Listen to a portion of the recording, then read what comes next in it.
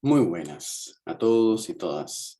Me corresponde en este momento darles una introducción a la temática de la salud mental y conducta suicida en el mundo universitario. Y voy a tratar de hacer una exposición con una fundamentación en eso. El perfil de la presentación es por un lado epidemiológico y por otro lado clínico, asociado a algunos procesos e ideas desde el punto de vista de la prevención. Voy a compartir pantalla para eh, mostrarles, digamos, la ponencia.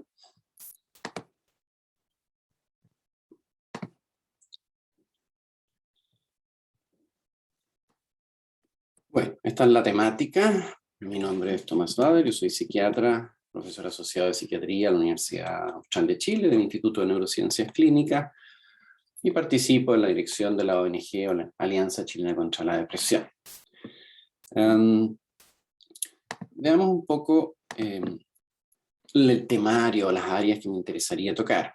Vamos a hablar sobre salud mental universitaria a nivel internacional, sobre esto a nivel nacional, la realidad local, la pandemia y sus efectos, aislamiento social y ese concepto, conducta suicida en jóvenes en Chile, prevención y sus niveles de intervención, algunas estrategias que hemos ido implementando en nuestra ciudad y sobre todo en nuestra universidad, y algunas propuestas generales finales que son sugerencias en base a la experiencia.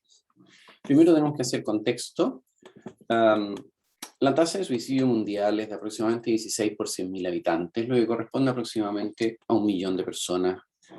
Hoy día se habla entre 700 a 800.000 personas que fallecen por suicidio en el mundo. Una muerte cada 40 segundos.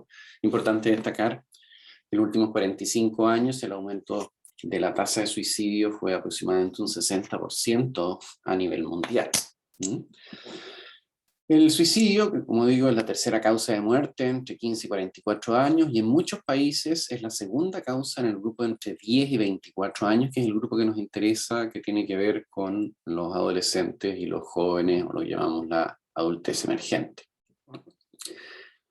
Según estimaciones de la Organización Mundial de la Salud y de muchas otras, hablamos entre 10 a 20 intentos de suicidio por cada muerte por suicidio. Eso hoy día es un poco más amplio incluso, se puede hablar hasta de 100 intentos por ese periodo de tiempo.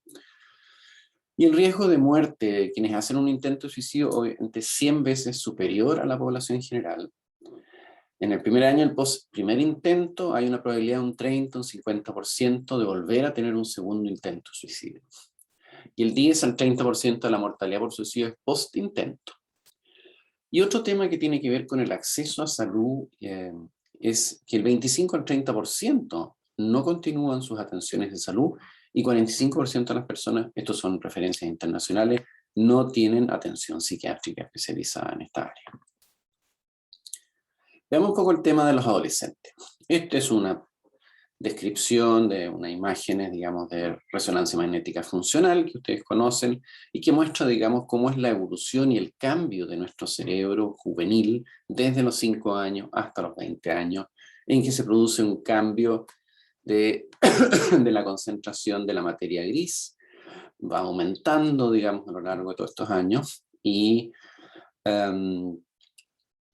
esto va generando toda una revolución por podas neuronales, que no voy a entrar en detalle, digamos, que generan muchos cambios estructurales dentro del sistema nervioso central de un adolescente.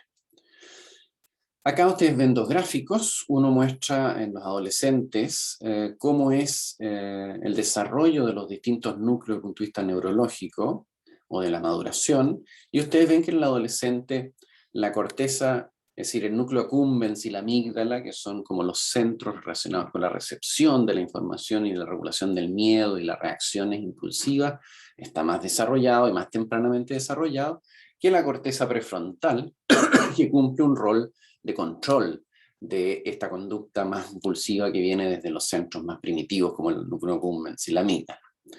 Es decir, hay un desfase en que hay un desarrollo mayor de esas zonas comparadas con las zonas de control posterior.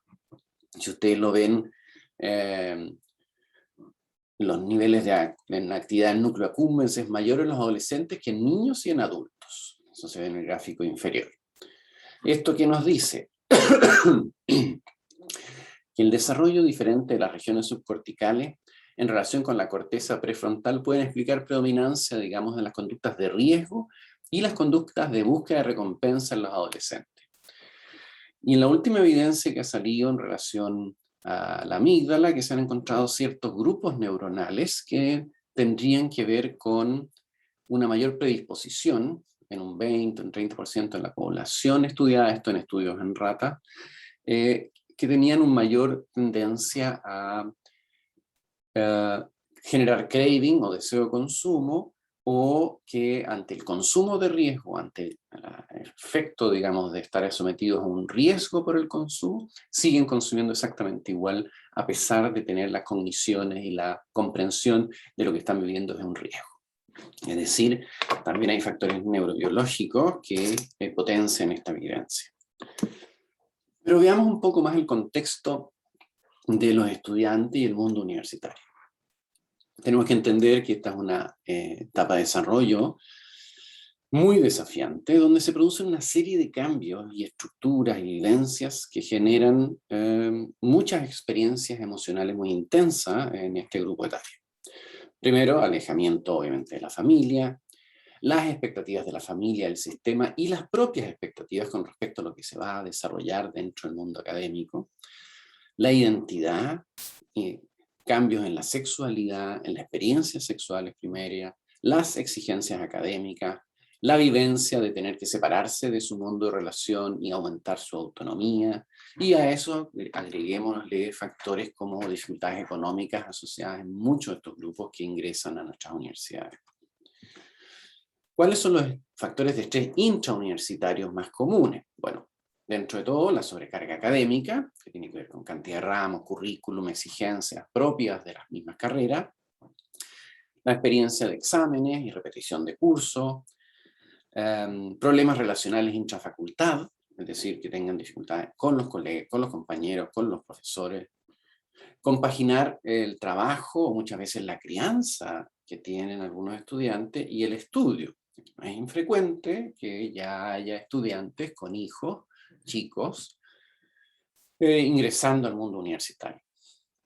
Y la otra cosa es que por la carga, por todas estas variantes, por el cambio de lugar de vida, etcétera, la imposibilidad de continuar con las prácticas de sus aficiones, es decir, las cosas que le gustaban hacer, y muchas veces se produce como un cambio que a lo largo de las carreras se va como perdiendo en los tiempos y los espacios para el desarrollo y el autocuidado en función de llenarlo con más responsabilidades y más funciones académicas.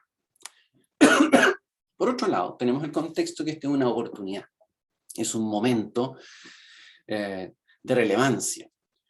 ¿Por qué? Porque tenemos un grupo de personas dentro de un sistema controlado de alguna manera, en que hay un entorno integrado de dispositivos de ayuda, si esto está bien organizado, dentro del mundo de la naturaleza académica. Es la única vez en que probablemente este grupo de personas, fuera de los espacios escolares o en los liceos, pero acá ya tenemos un grupo que tiene una voluntad de desarrollo, una idea de construir una realidad, una idea de proyectarse en la vida, y está construyendo y adquiriendo las herramientas, tanto las habilidades cognitivas, etcétera, pero también habilidades blandas que se van aprendiendo en esta etapa de la vida, como exponerse en público, relacionarse en grupos, trabajos grupales, que ya es una cosa que debería venir desde la parte escolar, pero acá se intensifica.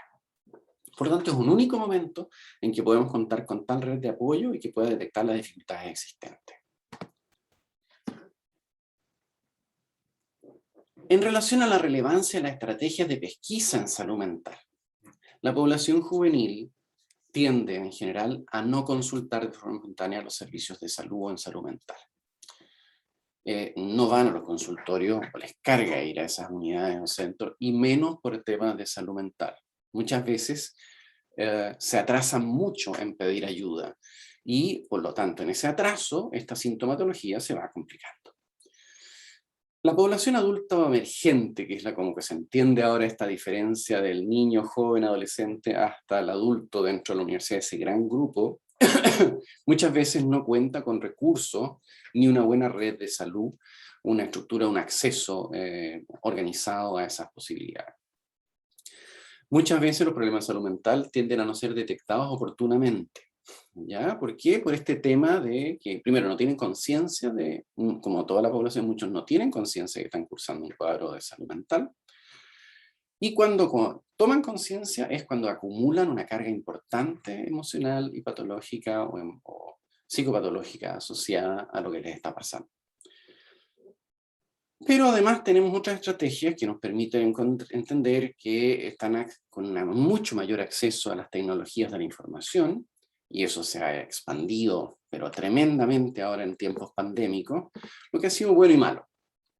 Bueno, porque ha permitido que la gente pueda acceder desde cualquier parte y estar en sus casas, etcétera, aumenta la libertad, pero en la vivencia del estudio a distancia también ha sido complejo y me ha tocado ver muchos pacientes, estudiantes, que han congelado, que han cerrado semestres, porque la capacidad de concentración y atención es menor ante una pantalla, es más difícil hacer un seguimiento, después son horas delante de la pantalla en la parte académica y a veces muchas de los procesos en los cuales están involucrados en la formación, que requieren más de procesos prácticos, de vinculación, de trabajo en grupo, es mucho más difícil realizarlo a través de las pantallas. Y eso genera estrés, genera tensión, sin considerar el contexto en el cual la persona está imbuida haciendo esta conexión a través de Internet.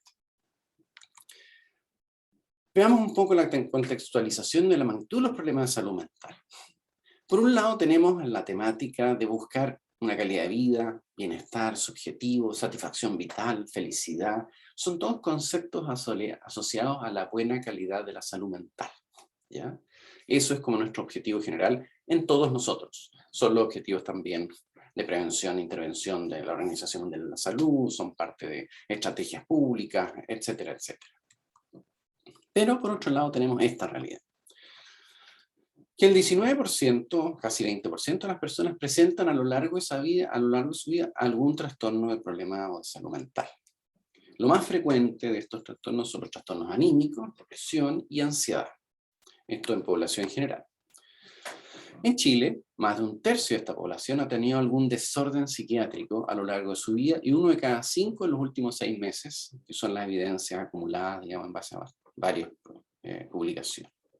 La Organización Mundial de la Salud coloca a Chile entre los países con mayor carga de morbilidad por enfermedades psiquiátricas en el mundo. Estamos hablando de un 23,2% de toda la carga de salud tendría que ver en Chile con temáticas de salud mental. Los trastornos más frecuentemente asociados a esa carga son los trastornos de ansiedad y seguidos por depresión mayor. Tenemos esta realidad. Y por otro lado, menos del 40%, es decir, un 38% de quienes han sido diagnosticados que reciben algún tipo de servicio de salud mental, ya sea un especialista o médico de atención primaria. Solamente ese porcentaje. La mayoría, por lo tanto, no accede o no está consultando o no tiene conciencia de que tiene que consultar. La OMS refiere que la mala salud mental está influenciada por varios factores, digamos. Los cambios sociales importantes que se han producido, las condiciones del trabajo estresantes, el estilo de trabajo actual, muchas temáticas de discriminación de género, la vulnerabilidad económica, modos de vida poco saludables, mucho encierro, poca comunicación, poca interacción, y por lo tanto, si yo aumento los tiempos de exposición a un lugar cerrado, aumentan los riesgos de violencia, mala salud física, entre otros. Es decir, estos son como los grandes problemas de la salud pública. ¿Cómo es el panorama a nivel universidad?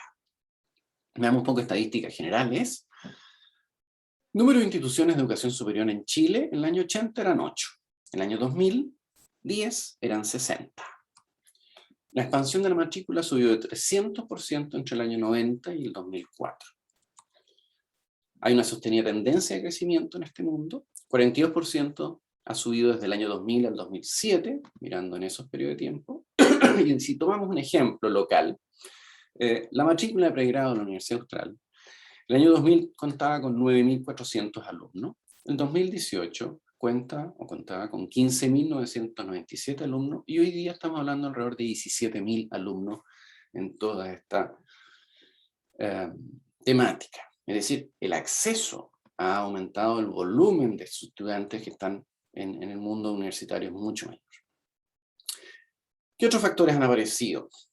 O sea, como decía, la democratización de la matrícula en educación superior, aulas más pobladas, más gente, mayor expansión de la matrícula, por lo tanto, ya ha accedido un grupo de estudiantes con mayor vulnerabilidad, acceso a estudiantes de mayor vulnerabilidad, y muchas de las universidades, tanto públicas como privadas, pero sobre todo las públicas, o las con orientación pública, como la Universidad Austral, cuentan con una población muy alta de vulnerabilidad social.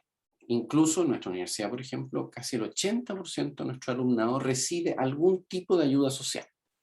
¿Ya? En eso, sea con pensiones, sea con créditos, sea con apoyo de la red, sea con tema de alimentación, es decir, algún tipo de ayuda.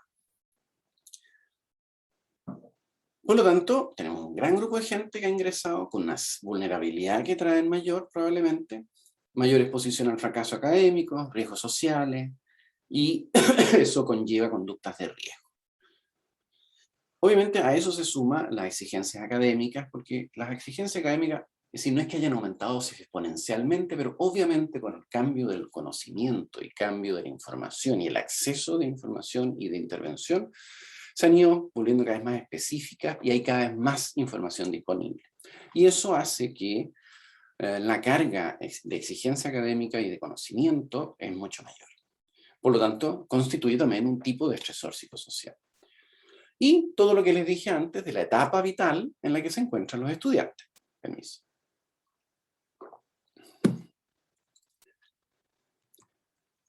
Por lo tanto, obviamente que tenemos que comprender el surgimiento de cuadros adaptativos con señales sintomáticas que tienen que ver con el tránsito a la vida adulta. ¿Cuál es nuestro desafío con todo este contexto? Un mayor reforzamiento integral por parte de las instituciones universitarias. Eso es una irresponsabilidad que debería pasar a ser parte de los procesos de acreditación de las instituciones tanto públicas, privadas y educación superior.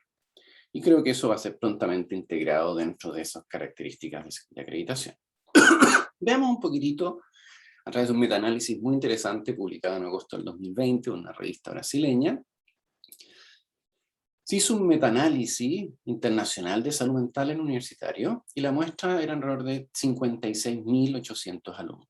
Y aquí, a modo de comparación con una universidad nuestra, con que tenemos datos de seguimiento, población con trastornos ansiosos, un 24,5% de esta muestra, en nuestra universidad un 28%. De depresión, 26%, en nuestra un 25,6%, más o menos parecido. Y de ideación suicida en promedio, un 18,8%, y nosotros contamos una escala que se llama desesperanza de Beck, que mide lo que les acabo de decir, desesperanza, desinterés, desmotivación, de pérdida de sentido, que está relacionada con la conducta suicida. Moderada un 22% y severa un 6,7%, hablando en total de un 29% de la población con percepciones de desesperanza que pueden ser factores de riesgo para conducta suicida. Ahora, lo interesante de este metaanálisis es que encontró una diferencia significativa entre las variables de salud de los grupos de salud asociados a estudiantes del área de la salud comparados con el resto de los estudiantes universitarios. Este metaanálisis muestra, por ejemplo, que desde el punto de vista de la ansiedad, los estudiantes de salud tenían un 43,6% y los estudiantes universitarios un 17%, depresión 33% contra 23%, e ideación suicida un 22% contra un 18%. Es decir, este es un subgrupo de riesgo importante a ver, y más encima son los que están involucrados en el área de salud, y son las personas que van a estar a cargo a futuro de la temática de salud, y están con sintomatología emocional, anímica importante, interferido. Este es un metaanálisis realizado en estudiantes universitarios en Estados Unidos, que muestra, ahora publicado recientemente, en julio del 2021, cuáles son las prevalencias de salud mental o patología de la salud mental más frecuente. Son alrededor de 18 estudios de prevalencia que mostraron un rango de prevalencia de patología como trastorno alimentario entre un 19 y un 48%. Eso está muy ligado a la cultura americana con tipo de alimentación, características culturales en torno a la comida, etcétera, que es un subtema muy importante para ellos también.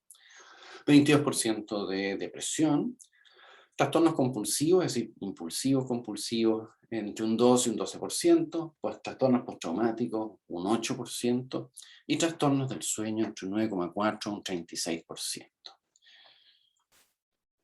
Otro gran tema que nos habla todo eso, es decir, que la prevalencia de patologías o temáticas de salud mental es importante en este subgrupo de riesgo o subgrupo de seres humanos que es el mundo universitario. Pero hay otra temática que tiene que ver con el estigma y la salud mental en universitarios, es decir, la exposición, la pedida de ayuda, la búsqueda de algún tipo de camino para encontrar situaciones de riesgo y entender que tienen que pedir esa ayuda, también aparece como una temática que interfiere, y que es una realidad, el estigma interfiere con la pedida de ayuda de las personas. Eso en toda la población, y es uno de los temas más importantes a trabajar en términos de prevención, intervención precoz, o de las estrategias públicas o privadas que hagamos, en torno a bajar el estigma social.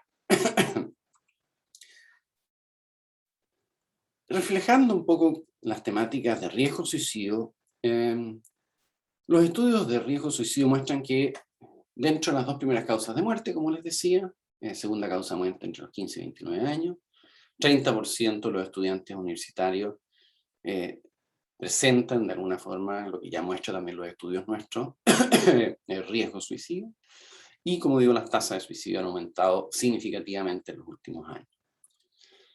¿Cuáles son las conductas suicidas? Es decir, las conductas suicidas se correlacionan positivamente con las siguientes características estadísticamente asociadas a riesgo. Bueno, conducta suicida, ya los decía, hay una de las primeras causas entre los 15 y 24 años de edad.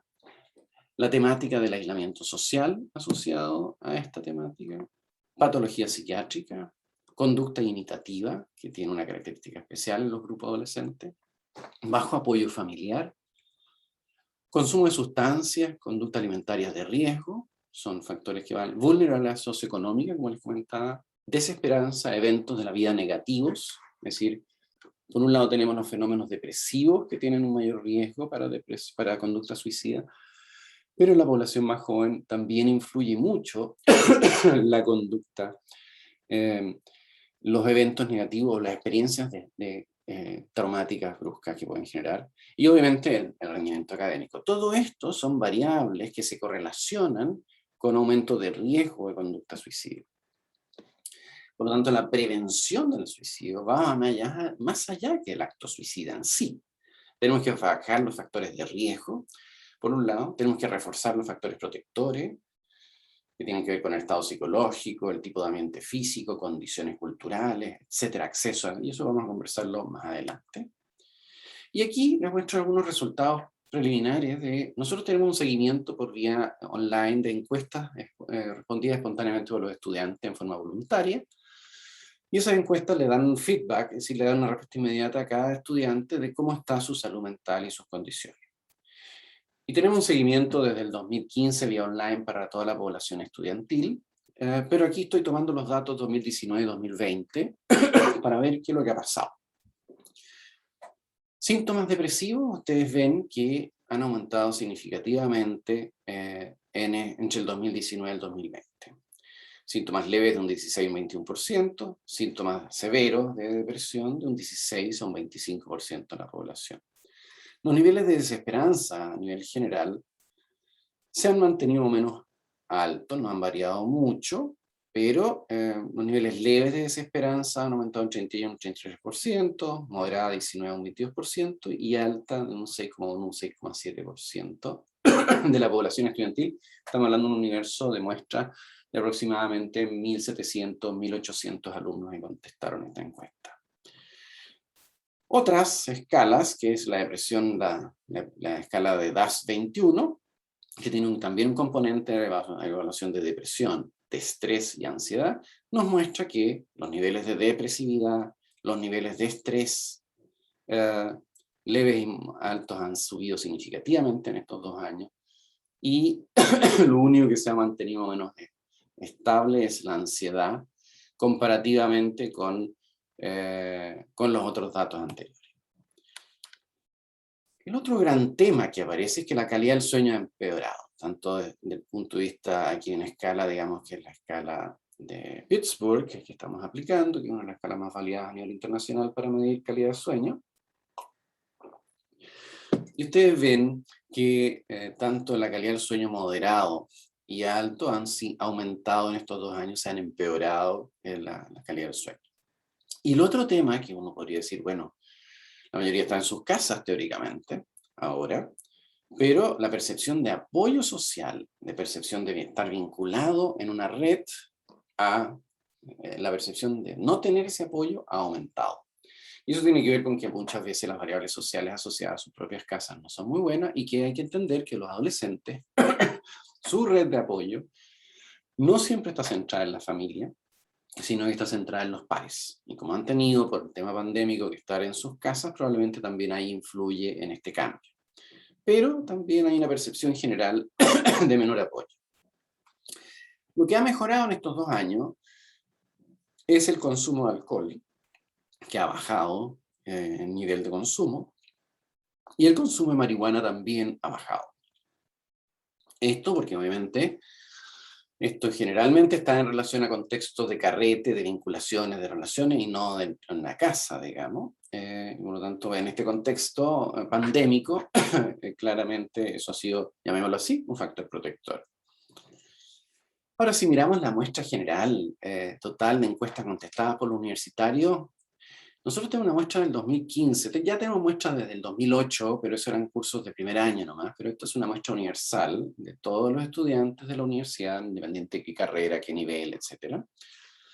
Tenemos un muestreo ya de 8.750 encuestas desde el año 2015 al 2020.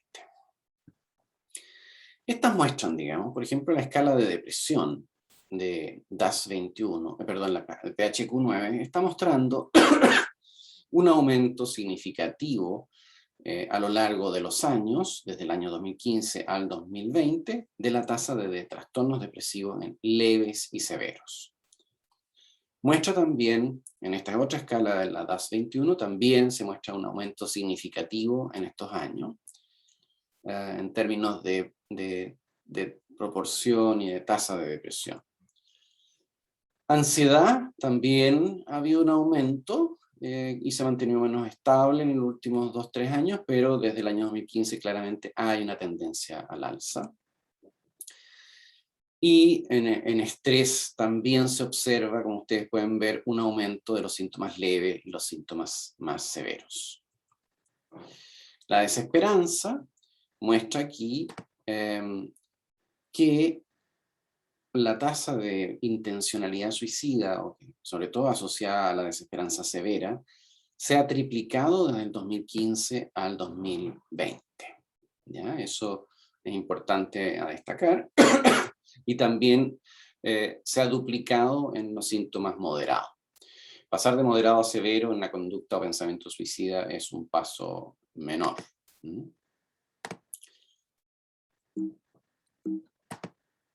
Si miramos la escala de apoyo social, pueden ustedes observar que desde el año 2015 al 2020 hay una progresiva percepción de los estudiantes de una menor relación social que se ha acentuado en 2019 y el 2020 ha aumentado casi a un 32% de la población estudiantil que percibe que tiene un bajo apoyo social. Por otro lado, si miramos de la población general, nosotros tenemos en la región de los ríos una unidad de intervención en crisis para conducta suicida, que es un modelaje de seguimiento de los casos de intento de suicidio inmediatamente después del acto suicida, son chequeados y evaluados por esta unidad. Y en el registro que tenemos desde la Seremía de Salud, nos muestra que de todos los intentos de suicidio en esta muestra, no está toda la muestra, pero muestra aquí claramente que si miramos los casos de intento de suicidio, el periodo de mayo del 2015 a mayo del 2019, la tasa de intentos de suicidio, porcentaje de población que está consultando por intentos de suicidio es gente joven, entre 15 y 19 años, y entre los 20 y los 24 años de edad. Sobre todo, que más intensos son mujeres, pero también el porcentaje de los hombres es el mayor de toda la población consultante por esta causa. ¿Cuáles podrían ser estos factores desencadenantes evaluados desde la, ¿cómo se llama? Desde la evidencia internacional? Factores desencadenantes de conducta en suicidio adolescente. Bueno, discusión con sus padres, adolescentes menores, es decir, los más chicos, estamos hablando de menores de 14 años, y término de relaciones sentimentales o de vínculos, y eso tiene que ver más con adolescentes mayores, es decir, de 15, 16, 17 años, están más focalizados a ese tipo de conflicto.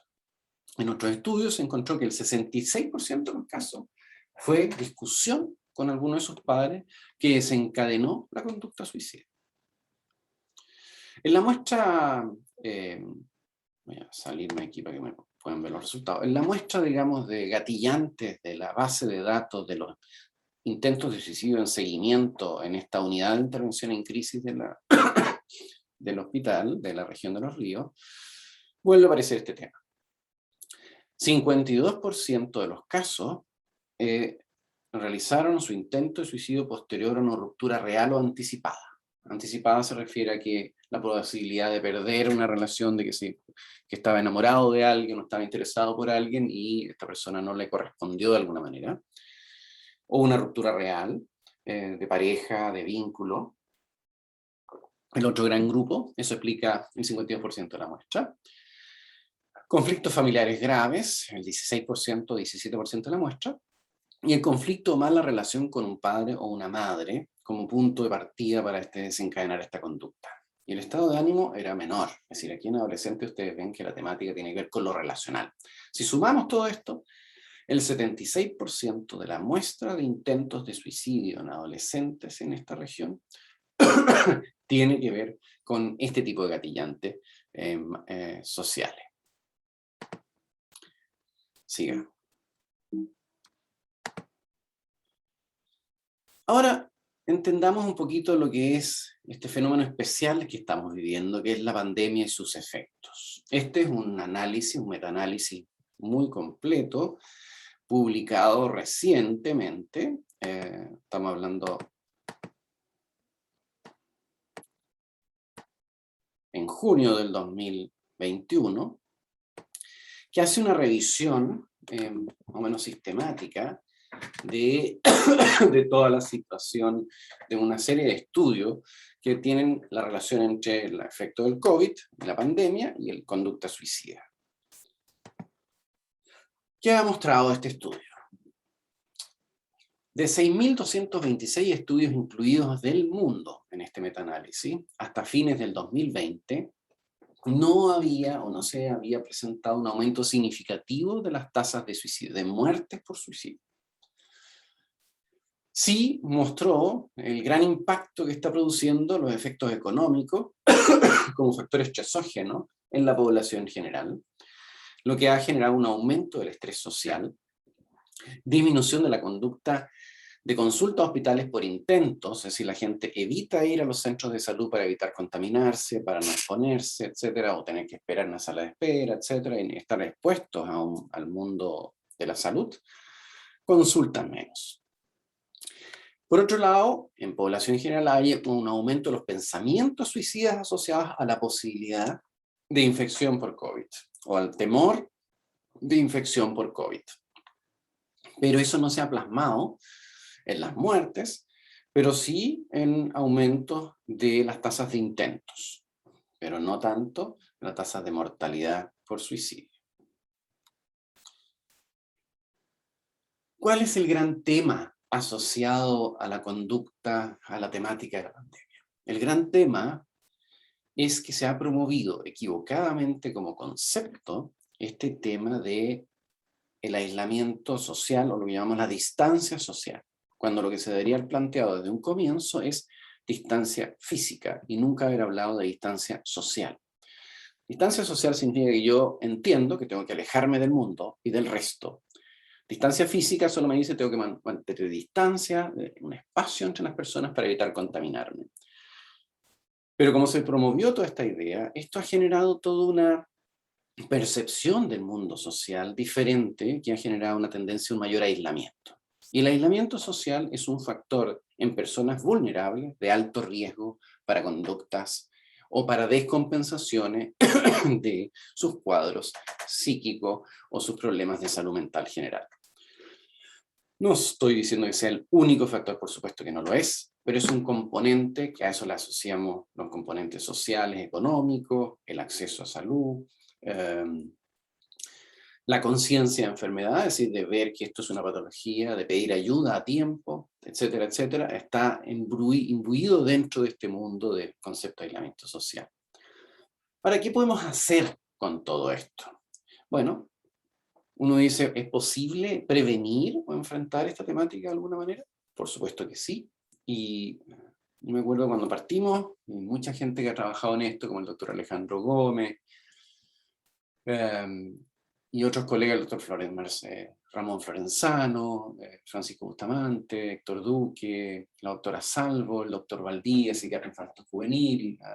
Hoy día un grupo importante está asociado, por ejemplo, al grupo IMAI de la Universidad de Chile, con la doctora Vania Martínez, o grupos de trabajo en depresión y conducta de trastorno de personalidad, en atención general, que es el grupo MENDAP de la Universidad Católica. Es decir, son grupos todos investigando, todos trabajando en esta temática. La gran discusión es que inicialmente siempre se cuestionó la posibilidad de que se podía hacer algo con la conducta suicida. Y claramente la evidencia muestra que sí es posible cambiar las tendencias suicidas en la población general a través de estrategias amplias y de niveles de intervención. Por lo tanto, tenemos niveles de prevención. Prevención primaria, universal, en la que cubre, la que va a regular los factores de riesgo o la que intenta modificar esos factores de riesgo o de vulnerabilidad o de acceso a ciertas herramientas. Por ejemplo, en temas de conducta suicida, la regulación del control de armas, el acceso a los lugares de riesgo para cometer suicidio, las estrategias generales de control de órganos fosforados, de benzodiazepinas, de sustancias tóxicas, etc. Son medidas políticas generales universales. La secundaria o selectiva tiene que ver con mejorar el acceso a las estrategias de salud específicas, intervenciones en crisis, centros de llamado telefónico, manejo de hospitalario inicial, programas de derivación y formación de personas para poder derivar mejor los casos en riesgo, psicoeducación en lugares específicos.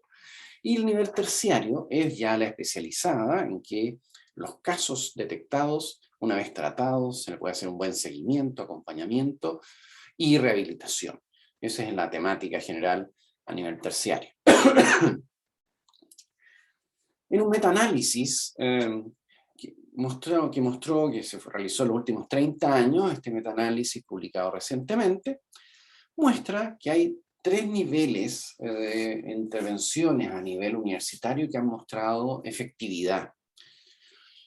Son la psicoeducación, los gatekeepers, es decir, facilitadores comunitarios o personas de la comunidad entrenadas para detectar el riesgo y pedir ayuda, y las intervenciones multimodales, es decir, intervenciones de distintas estrategias conjuntas para poder lograr un objetivo común, que es la reducción de riesgo.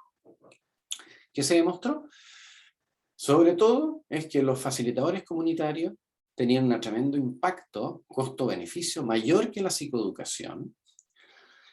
Todo esto dentro del contexto de una intervención de distintos niveles, multimodal. Por lo tanto, eso es lo que la evidencia está mostrando de mayor efectividad. Todo es bienvenido a estas 3 estrategias, pero la de mayor impacto es la de los facilitadores comunitarios.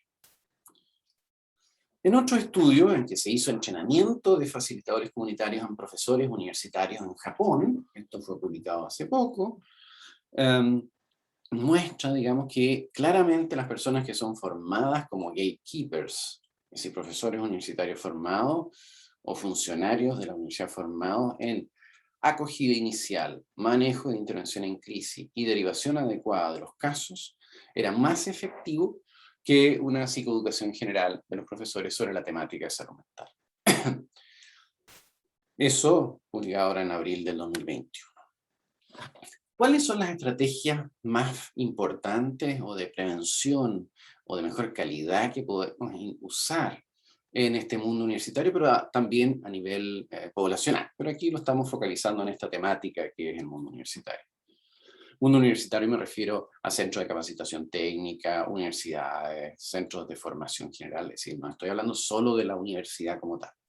Los gatekeepers, como les dije, estas personas capacitadas dentro del equipo de personas que se relacionan, ahí están las secretarias, están los directores de escuela, están profesores que estén motivados en participar, y ojalá toda la comunidad lo más posible se informe y tenga la capacidad de que cuando encontremos a un alumno, alumna en riesgo, y esta se comunique de alguna manera, porque la conducta suicida muchas veces se piensa que es oculta, escondida, pero la mayoría de los pacientes con pensamiento suicida o intencionalidad manifiestan de alguna manera, en forma indirecta o directa. No quiero entrar en toda la teoría del tema de la conducta suicida porque sería extenderme excesivamente. Pero es posible, en un gran porcentaje, si uno está atento y entiende la lectura de los síntomas o de por lo menos la percepción relacionada con eso, que es lo que se entrena dentro de los gatekeepers, es posible de ayudar. Otro gran tema son los centinelas, que es una experiencia que estamos haciendo en la Universidad Austral, en un trabajo conjunto con la Dirección de Asuntos Estudiantiles, con el Centro de Salud Universitario, y las federaciones de estudiantes, es voluntarios, estudiantes, que quieran ayudar a sus compañeros y ser referentes, no para hacer diagnóstico ni intervenciones importantes, sino que acoger, a acompañar y a pedir ayuda.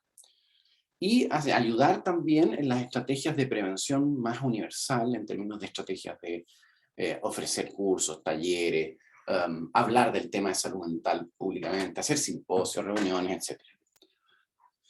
Es decir, eso es como el marco general de la población entrenada para pedir y dar ayuda adecuada.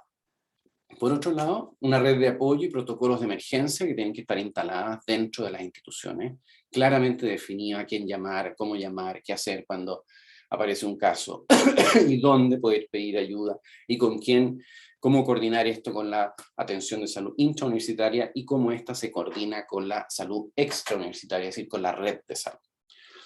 Ojalá instalar unidades de intervención en crisis para las etapas iniciales, que es un modelaje que nosotros ya tenemos instalado dentro de la Universidad Austral.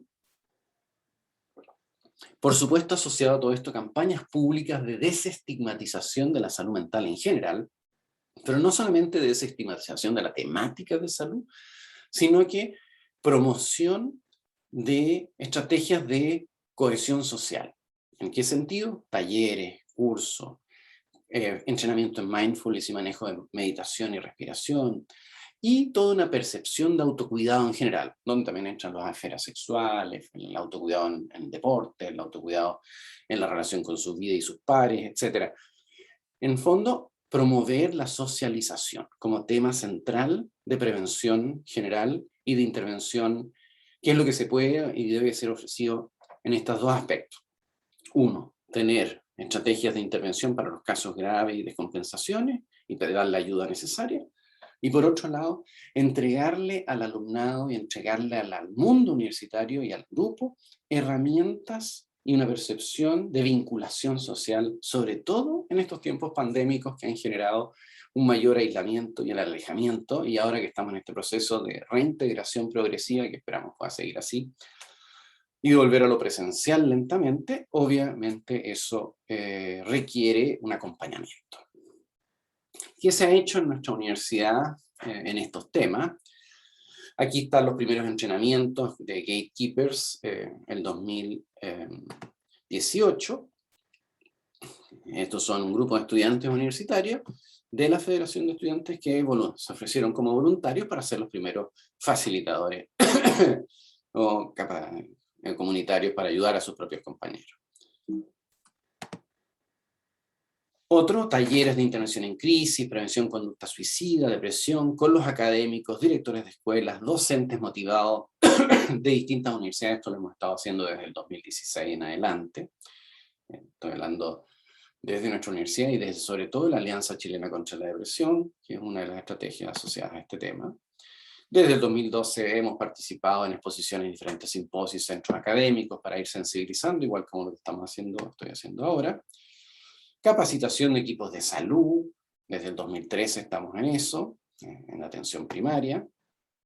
Monitoreo de estudiantes gatekeepers, que se canaliza, como yo les decía, en darles ayuda a los chicos. capacitación de guardias y unidades de emergencia internas de la universidad, capacitación de los equipos de rescate internos de la universidad, es decir, estos son personas de los funcionarios que se especializan, por ejemplo, en rescatar a algún chico que está en riesgo, pero también para rescatar, por ejemplo, a alguien, si hay terremoto, si hay un tsunami, es decir, ellos ayudan a coordinar las estrategias dentro de la universidad, si hay un incendio. Este grupo, subgrupo de personas de la universidad se encarga de estas medidas de emergencia. Ahora, a modo final y resumen de todo esto que estoy exponiendo, hemos recopilado en base a la experiencia una serie de propuestas que es de prevención e intervención en salud mental universitaria, que tiene que ver con ciertos factores como estructurales de la universidad, pero también ciertos factores que puedan ayudar a prevenir el desarrollo de mayor patología, o por lo menos a mejorar la calidad de vida de las personas dentro de la universidad.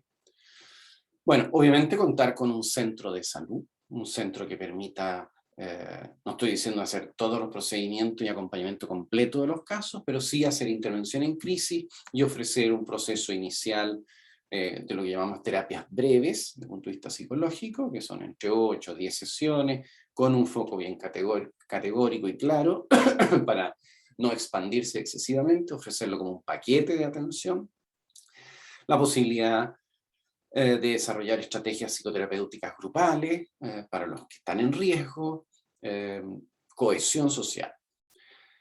Contar además dentro de esta red de salud interna universitaria con una unidad de intervención y coordinación en crisis, ya que va a llevar los casos más severos a una intervención inmediata, es decir, ojalá tener un número de teléfono de llamada de emergencia que funcione 24/7, tener un protocolo claro con quién consultar, cómo hacer la primera intervención y cómo acompañar, y de cómo después derivar y acompañar en esa derivación a la red de salud pública o privada a la cual pertenece el estudiante. Otro gran tema que está asociado a toda esta temática es la temática de la actividad, por supuesto, de la promoción y valoración de la actividad física, no como el primer semestre del primer año, como se ofrece muchas veces en muchas universidades, sino que plantearlo como parte del currículum fijo académico a lo largo de toda la vida universitaria.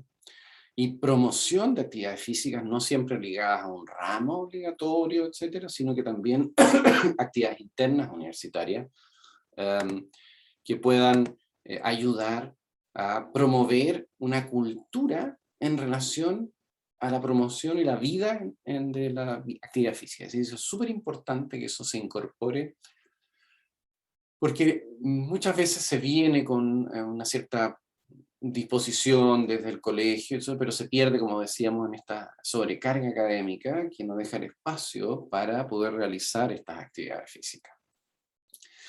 Otro gran tema, y lo que ya mencioné recién, es el fomento de actividades promocionales de la vida social. Toda idea, y ahí es muy interesante el trabajo de las federaciones de estudiantes, en que son tremendamente creativos, y también el personal y funcionario, todos tienen ideas creativas que pueden ser implementadas. Por ejemplo, hay chicos que ofrecen, no sé, un taller de escalada, o el otro hace un proyecto de fotografía, o el compañero o compañera promueven un taller de yoga o de mindfulness, es decir, de estrategias básicas. Es decir, por un lado, que haya cierta oferta desde la universidad y desde la estructura universitaria como tal, y de facilitar esa oferta, pero también involucrar a los miembros de la universidad en desarrollo de estrategias de promoción de vida social. Y ahí tiene que ver con todo lo cultural, pintura, arte, teatro, música. En el fondo, ¿qué quiero plantear con esto? Es fundamental volver al concepto de universitas. Universitas significa reunión de un conglomerado de personas en torno no solo al conocimiento, sino que a la experiencia de múltiples accesos al mundo de la cultura. Y la cultura, en su concepto más amplio, en términos de que yo tengo que, como profesional, no pensar que tengo que formarme solamente en la temática de mi profesión específica, sino que tengo que formarme como persona. Esa es la función de la universidad. Y no solamente la formación de la persona, sino que obviamente creación de conocimiento y creación no solo de conocimiento, sino que de sabiduría, que es el, llamémoslo así, un poco más elaborado que el conocimiento en términos que hay un decantamiento, hay una percepción del mundo más completa en este periodo de tiempo. Entonces, para tener una formación integral, yo tengo que tener los espacios, los momentos y la disposición y el acceso y la oportunidad de pertenecer o de participar en actividades que permitan el crecimiento interior de la persona. Y ese crecimiento interior se logra en la relación consigo mismo, en términos del autocuidado, de la percepción de cariño, de buen trato, de quererse más. Y por otro lado, el vincularse con otros. Y vincularse muchas veces, ojalá, muchas veces lo que hace crecer profundamente es vincularse con otros en función de ayudar a otros más. Es decir, el trabajo altruista, la ayuda social, el acompañamiento. Y por supuesto, dentro de este fomento y todo este concepto, tenemos que incorporar otro gran componente, que es el concepto de la interculturalidad. Entendiendo la interculturalidad como un proceso que incorpora a la experiencia de distintas culturas. Nuestros alumnos y alumnas son personas que vienen de distintas culturas y tenemos también grupos étnicos importantes estudiando dentro de nuestras universidades. Tenemos grupos étnicos de la cultura mapuche, de otras culturas indígenas, pero también tenemos muchos inmigrantes que están empezando y van a ir accediendo al mundo universitario. Tenemos mundo cultural de la población haitiana, del mundo cultural venezolano, del mundo cultural de Colombia, de Ecuador, de Bolivia, Perú. Es decir, y uno dice, ¿somos iguales? No, no somos iguales, somos culturas, grupos de culturas que se reúnen en torno a una institucionalidad y un mundo. Y en ese mundo logran integrarse. Por lo tanto, yo tengo que considerar dentro de mi estrategia el abrir los espacios para el desarrollo de esa interculturalidad. Obviamente, otra de las áreas que hay que considerar en lo estratégico es potenciar las unidades de apoyo estudiantil, que la universidad también cuenta con una unidad de apoyo estudiantil que va orientada, digamos, a entregar herramientas prácticas y concretas para el manejo del mundo académico. Es decir, técnicas de, ¿cómo se llama?, de mejoramiento de tomar apuntes, de cómo hacer una revisión bibliográfica, de cómo mejorar mis métodos de estudio, mis técnicas de estudio, cómo organizar mi tiempo, cómo enfrentar las situaciones de conflicto. Eso en la temática académica. Y por lo tanto se requiere esta unidad especializada orientada a esos aspectos. Por otro lado, sugerimos también que es importante hacer un levantamiento de información de alguna forma del mundo académico y del mundo universitario, de ojalá poder tener un diagnóstico anual de salud mental, hábitos, destreza social e integración, mediante una plataforma que muchas veces sugerimos que sea online, con encuestas, con sugerencias y orientación automática. Y esto enlazado con las unidades de salud y con las unidades de prevención internas de la universidad. Nosotros ya llevamos partimos en el 2008 con las primeras encuestas en papel, 2015 empezamos a hacerlas vía online y se han ido expandiendo y llevamos una casuística importante de evaluaciones desde el punto de vista de salud mental que nos han permitido ir desarrollando toda esta estrategia que yo les estoy comentando y todo lo que estamos planteando como resumen de la experiencia asociada a esta temática. Ahora, fuera de este levantamiento de información y de todas estas estrategias que hemos estado implementando, tenemos que plantearnos otro gran tema. Creo y siento que nuestra universidad está en crisis aquí y en la quebrada a nivel mundial. Pero sobre todo en las estructuras internas de nuestras universidades, que han tendido a llenar sus currículum con actividades, con cursos, con talleres, etcétera, y que han llenado el tiempo académico del estudiante con ramos, seminarios, talleres, etcétera, por tratar de abarcar todo el conocimiento en la etapa de pregrado. La etapa de pregrado es la formación básica, que permite adquirir las herramientas fundamentales para un profesional general en las distintas áreas. Pero, y que sea capaz de validarse y trabajar con esas herramientas. Pero, si queremos aumentar el conocimiento, mejorar la expertise en eso, existe la experiencia del posgrado para ir especializándose, por lo tanto así poder acortar los tiempos de los pregrados y complementarlos con las experiencias de posgrado. ¿Para qué? Para reducir nuestro currículum, para ver qué es lo que es necesariamente lo más esencial de ese currículum, qué es lo más específico que se necesita para el perfil de ese profesional, pero así poder abrir los espacios para todo lo otro que les acabo de mencionar, es decir, para la vida universitaria, el encuentro humano, las relaciones sociales, y eso requiere tiempo, requiere espacio, requiere, y por lo tanto tenemos que poner el currículum en una medida que sea lo estrictamente necesario para cumplir los objetivos de formación, pero sí pensar que hay muchas ramos, materias, que están de sobra en el pregrado y que no cumplen con los perfiles de un profesional general en esa área. Eso es un gran tema de la universidad que tenemos que discutir. Y obviamente la formación de monitores de prevención, intervención en crisis, que yo creo que es importante el trabajo con las federaciones de estudiantes, en concordancia con las instancias internas de la universidad, con la Dirección de Asuntos Estudiantiles, las vicerrectorías, etcétera, para que todos aunemos las fuerzas y las energías. ¿Para qué? Para mejorar la calidad de vida interna universitaria y por esa vía entregarle herramientas para la vida, que no solamente impliquen una profesionalización, sino que un desarrollo completo de la persona como una totalidad en lo humano, en lo sensible, en lo vincular. Finalmente, les muestro el equipo con el que hemos estado trabajando todos estos años, que es el equipo de la Alianza Chilena de la Depresión, contra la Depresión, que son el grupo, y aquí no están todos, que participan, digamos, en el desarrollo de todas estas iniciativas, las intervenciones, pues nosotros como grupo no solamente trabajamos con la universidad, sino que hacemos un trabajo también comunitario, trabajo con la atención primaria, con los equipos de educación, etcétera. Pero una de las temáticas tiene que ver con esto. Aquí están los datos de contacto, por si tienen interés en saber más detalles o pudiéramos tener alguna discusión. Está mi mail, está el mail de la Alianza. Y se los dejo ahí dispuesto, digamos, para que lo tengan a su disposición y podamos contestar algunas preguntas.